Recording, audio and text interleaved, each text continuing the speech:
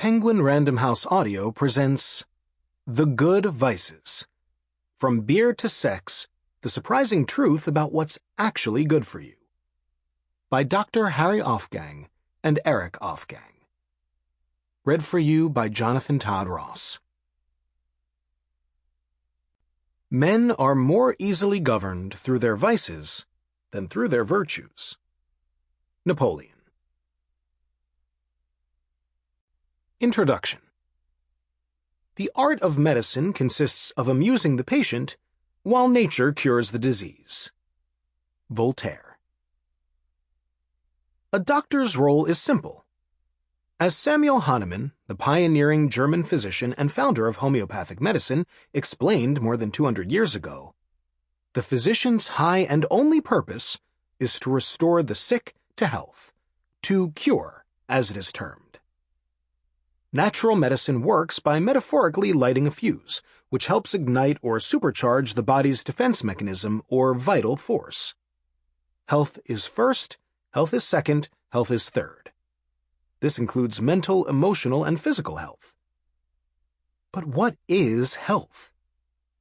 As we learned many years ago on the beautiful Greek island of Eleusis in the Aegean Sea, from our friend, world-renowned author and teacher George Vithalkis, health is freedom. Physical health is freedom from undue pain and other symptoms of disease. Emotional health is freedom to experience the full range of emotions, from sadness to happiness, while not being trapped or stuck in any one emotion, negative or positive.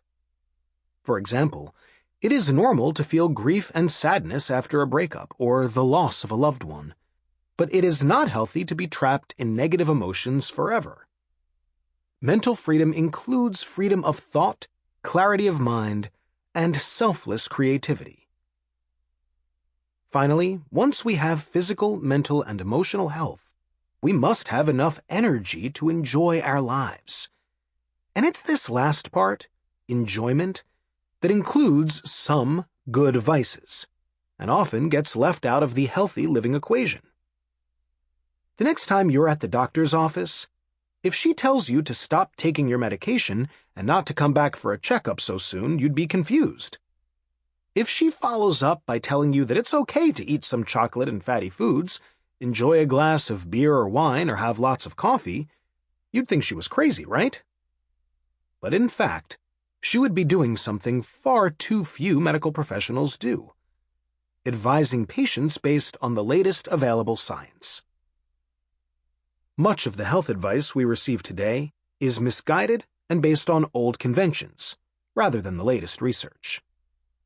To be healthy, we are led to believe that we must spend half our lives in doctors' offices, ingest a constant stream of narcotic-strength drugs, consume a Spartan diet, drink so-called health elixirs that look like witches' potions, and exercise with the intensity of an Olympic athlete and the joy of a KGB recruit.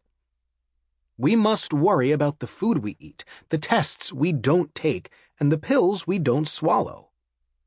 Above all, we must worry. And all that worry costs us dearly, monetarily, emotionally, and physically. The goal of medicine should be to increase two things: the quality and the quantity of life. In other words, after seeing your doctor, are you going to live longer and have a better life? Conventional medicine often scares us by telling us what might happen if we don't use this or that drug, have this or that procedure, or take this or that test. Maybe they should also scare us by mentioning the potential risks associated with introducing these often unnecessary and unnatural substances and procedures into the body. Our old friend and mentor, famed Argentinian physician, professor, and author Francisco Aizaga, often said that a good doctor never follows money, even though money may follow a good doctor.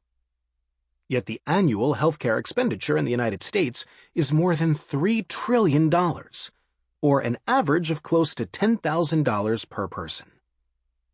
Meanwhile, one study by researchers at Johns Hopkins Medicine estimated that more than 250,000 people die annually in the United States from medical mistakes or wrongdoing, making it the nation's third leading cause of death behind only cancer and heart disease. If this estimate is correct, it means that going to the doctor or hospital and doing exactly as we're told may end up killing more of us each year than guns and automobile accidents. Let that sink in for a moment. Starting in the mid-1990s, if you went to a doctor and complained of pain, you may have been given narcotic painkillers so strong they were once reserved solely for in-hospital use for terminally ill patients. If you said it wasn't working and the pain was persisting, your dosage might have been increased. This pharmaceutical industry-encouraged practice resulted in opioid use so aggressive that it has helped create a culture of addiction, claiming tens of thousands of lives a year.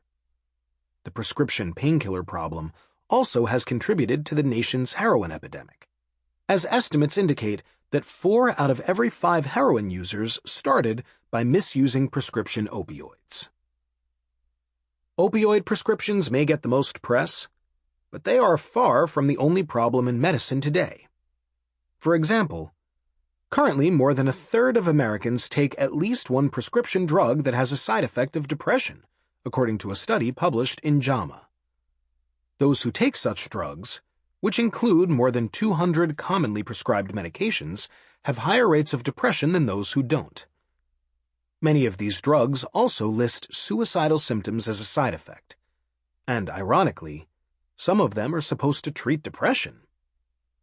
Yet the pharmaceutical industry remains a multi-billion-dollar juggernaut with substantial influence over the U.S. Food and Drug Administration. Traditionally, a person who did not feel well would go to a physician, who would then try to figure out what was wrong and help restore the patient to a healthy state. Now we are told by one advertisement after another on primetime TV to ask the doctor to give us a specific drug.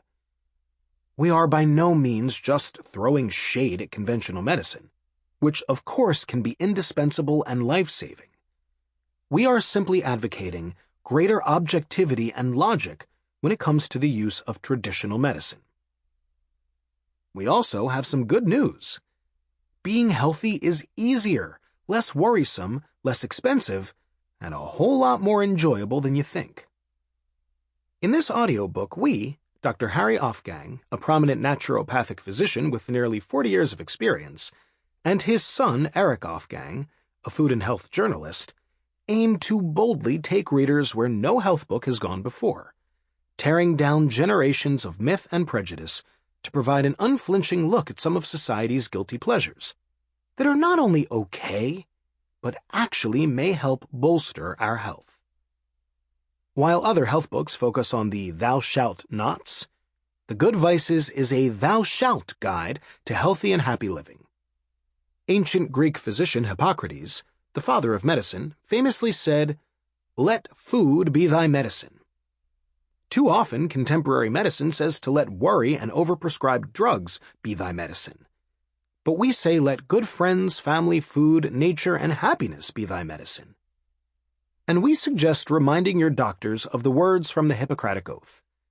I will use those dietary regimens which will benefit my patients according to my greatest ability and judgment, and I will do no harm or injustice to them.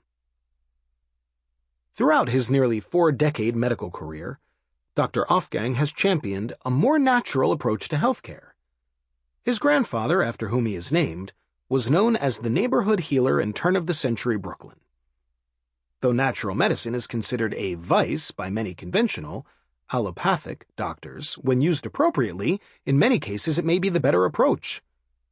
Why not use a safe, gentle, natural method wherever possible, and save the more toxic big guns, drugs, and invasive procedures for when they are really needed? Over the course of his career, Dr. Ofgang studied common trends among his patients, particularly those who aged gracefully and in good health. He noticed many of his oldest and most active patients incorporated certain so-called vices into their daily routines.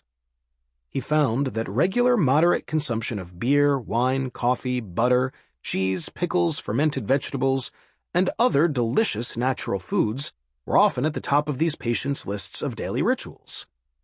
He also noted that regularly enjoying these and other vices and spices, Sample complete.